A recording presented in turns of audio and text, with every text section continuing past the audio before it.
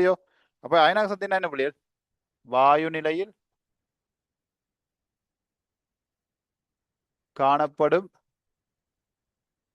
மூலகம். சரியா?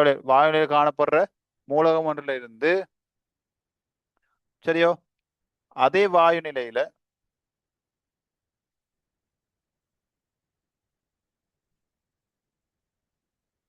ஒரு இலத்திரன் சரியா ஒரு இலத்திரனை சரியோ அகற்ற சரியா ஒரு இலத்திரனை அகற்றி அதே வாயில ஒரு இலத்திரனை அகற்றி நேரேற்ற கவனிக்க முடியும் முக்கியம்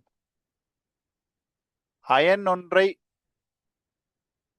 உருவாக்க வழங்க வேண்டிய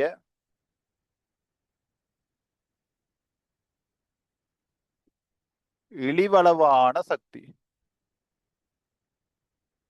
விளங்குதோ? இதுதான் அயனாக்க சக்திக்குரிய டெபினிஷன். இது தெளிவா எழுதணும். இதில் எழுதியக்குள்ள முதலாவது நீங்க விடுறப்பல வாயு நிலையில் எழுத மாட்டீங்க. சரியா? முதலாவது விஷயம் வாயு அந்த மூலம் வந்து அயனாக்க சக்தியின் அப்படி என்னது ஒரு அணுவுல இருந்து இலத்திரனை அகற்ற செயற்பாடு தான் என்னது அயனாக்க சக்தி. சரியா? கவனிங்க ஒன்று நோட் பண்ணதில்லை கவனிங்க.